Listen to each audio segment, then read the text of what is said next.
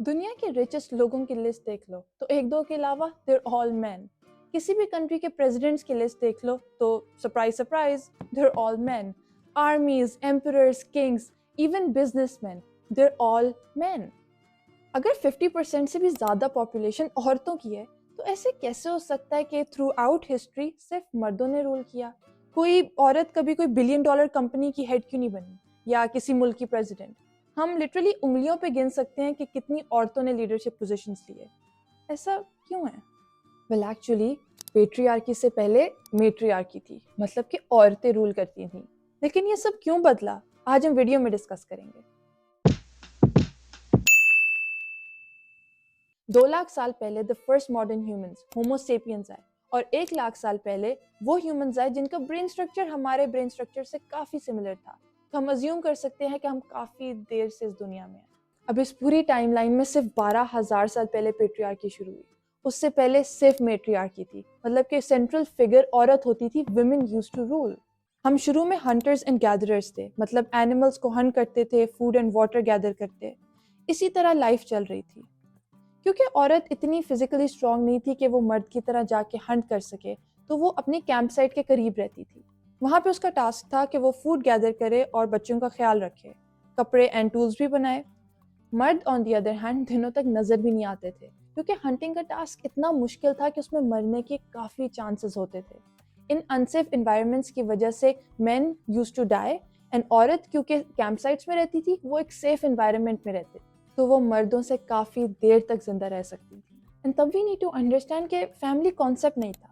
Lineage को females के through track करना बहुत आसान था कि हाँ ये तो पता है कि ये मेरी माँ है, लेकिन मर्दों के थ्रू ट्रैक करना इतना आसान नहीं था। तो इसलिए lineage tracking was done through females, not males. ये knowledge of tool and cloth making and बाकी traditions माओ से बच्चों को ट्रांसफर होती थी through stories and language over many generations. And बहुत अरसा ऐसे ही चला।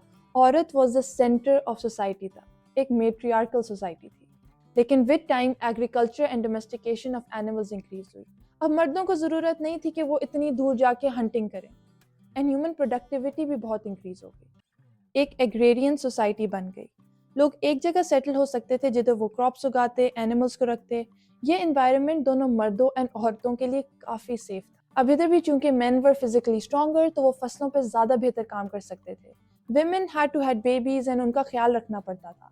मर्द को ये सब नहीं करना पड़ता था, तो उनके पास ज़्यादा टाइम था कि वो फसलों पर काम कर सके। इसलिए main became the bread winners, मतलब कि वो अपनी फैमिली के लिए खाना लेके आते थे। एंड तब ये भी था कि जितने ज़्यादा लोग काम करेंगे उतना ज़्यादा खाना होगा, मतलब जितने ज़्यादा बच्चे करोगे उतने ज़्यादा हेल्पर्स होंगे। तब child labour was fine, okay. इस तरह फैमिली का कॉन्सेप्ट शुरू हुआ और फैमिलीज का डोमिनेंट फिगर एक फीमेल से मेल की तरफ शिफ्ट हो गया, और लिनियज भी ट्रेस करना आसान हो गई। फैमिलीज बढ़ना शुरू हो गई एंड ह्यूमन सेटलमेंट्स का साइज इंक्रीज हुआ। वो बड़े होते गए into larger groups and turn into cities. लेकिन जैसे जैसे ये सोसाइटीज़ बड़ी हुई तो लैंड और रिसोर्सेज पर लड़ाइयाँ शुरू हो गई। सब चाहते थे कि उनके पास सबसे अच्छा लैंड हो, सबसे अच्छा खाना हो। इससे वॉर्स शुरू हो गई इन सोसाइटीज़ के दरमियान। मैन अगेन क्योंकि फिजिकली स्ट्रांग थे और एनिमल्स को हंट करना जानते थे, तो वो वॉरियर्स बन गए और अपनी सेटलमेंट्स को बचाने शुरू हो गए अगेंस्ट द एनिमीज। इससे मर्दों की पोजीशन और ऊंची हो गई। एक और इम्पॉर्टेंट कॉन्सेप्ट है कि मर्द यूजुअली उसी ग्रुप में रहते हैं जिधर वो पैदा हुए, इवन आफ्टर मैरिज, और औरतों को अपना ग्रुप चेंज करना पड़ता है व्हेन दे गेट मैरिड। इसलिए मर्दों को उस ग्रुप में ज़्यादा पावर एंड प्रिविलेज मिलता है, क्योंकि वो उधर के लोगों से ज़्यादा डीपली कनेक्टेड होता है। रिलेटिव्स एक दूसरे की हेल्प करते हैं, और वो सोसाइटीज़ जहाँ पे लोग ज़्यादा मिल के रहते हैं, they always have an advantage. इसको हम कहते हैं पैट्री लोकल रेजिडेंस। पैट्री लोकल रेजिडेंस का ये मतलब है कि कपल शादी के बाद हस्बैंड की फैमिली के करीब या उनके साथ रहता है। ये कॉन्सेप्ट हंटर गैदरर सोसाइटीज में इतना कॉमन नहीं था, बल्कि ये एक एग्रीकल्चरल सोसाइटी का नॉर्म है। अगर हम अभी भी एक हंटर गैदरर सोसाइटी में रहते होते तो औरत यूजुअली उसी ग्रुप में रहती जिधर वो पैदा हुई है, और उसके पास ऑप्शन होती कि वो एक दूसरे ऑप्रेसिव ग्रुप से दूर रह सके।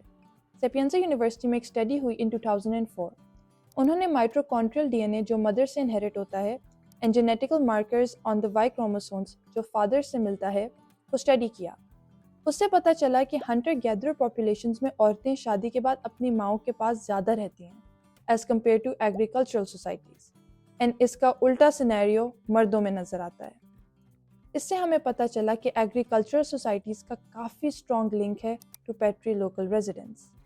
اب جو سوسائٹیز کے بیچ میں لڑائیاں ہوئیں تو مردوں میں بھی وہ مرد پاور میں آئے جو سب سے زیادہ پاورفل تھے۔ اب اٹس لائک سینگ کہ دیر آر ٹو گروپس، ایک گروپ زیادہ انٹیلیجنٹ ہے دوسرے گروپ سے۔ اب اس گروپ میں سے بھی وہ لوگ لیڈرشپ میں آئے جو سب سے زیادہ انٹیلیجنٹ ہیں۔ اسی طرح مردوں کے ساتھ ہوا بٹ وتھ فزیکل اسٹرینتھ۔ اب سب سے اچھے ریسورسز اینڈ لینڈ ان پاورفل مردوں کے پاس چلے گئے، اور پیٹری لوکل ریزیڈنٹس کی وجہ سے باپ، بیٹے، دادے، پردادے سب قریب قریب رہنا شروع ہو گئے، اور اپنی انہیریٹنس بھی اپنے میل لینیج کو دینا شروع ہو گئے۔ اب آہستہ آہستہ عورتوں کی اٹانومی بالکل ختم ہونا شروع ہو گئی۔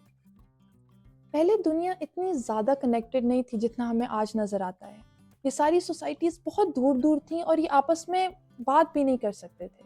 اینڈ دا فیکٹ کہ میٹریارکی سے پیٹریارکی آلموسٹ سب سوسائٹیز میں ہوا، ریگارڈلیس آف دا فیکٹ کہ وہ آپس میں کانٹیکٹ بھی نہیں کر سکتے، اٹ شوز کہ یہ ایک کلچر کی بات نہیں بلکہ ایک ہیومن ایولیوشن ہے۔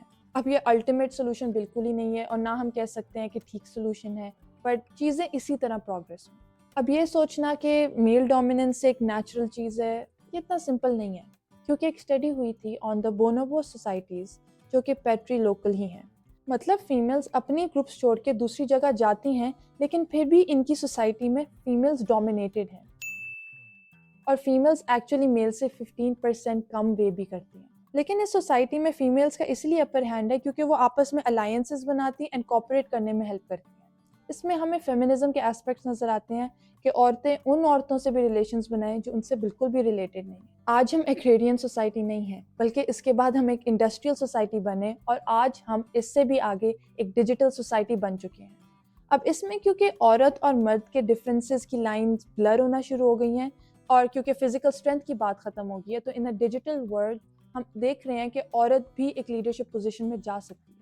ایون ٹرمپ کے against Kamala ran for president and was the first runner up. Sirimavo first prime minister تھیں to be elected in the world in Sri Lanka. Iceland میں دنیا کی پہلی الیکٹڈ فیمیل پریزیڈنٹ بنی تھی، انہوں نے 16 ایئرس تک سرو کیا۔ Even in Pakistan, Benazir Bhutto was the first democratically elected female prime minister of a Muslim majority country. یہ تو گورنمنٹ میں تھا، اب ہم کارپوریٹ اور بزنس دنیا میں بھی دیکھتے ہیں کہ فیمیلز بہت پوزیشنز لے رہی ہیں، from the most junior to the most senior level. ہم یہ ڈیبیٹ نہیں کر رہے کہ پیٹریارکی اچھی ہے یا نہیں، اس سے دونوں مردوں اور عورتوں کو کافی ایشوز فیس کرنے پڑتے ہیں، اینڈ ٹو سم ایکسٹینٹ فائدے بھی۔ That wasn't the point of this video. ہم نے دیکھا کہ ہسٹری میں دونوں مردوں اینڈ عورتوں کو پاور ملی ایٹ ڈفرینٹ ٹائمز، اور ابھی بھی ہم دیکھ رہے ہیں کہ چیزیں کافی تیزی سے چینج ہو رہی ہیں۔ اب کیا ہم کبھی بھی ایک ایکوالٹی اچیو کر سکتے ہیں، اینڈ کیا ایکوالٹی ہمیں اچیو کرنی چاہیے بھی یا نہیں؟ Let me know in the comments. Thank you for watching.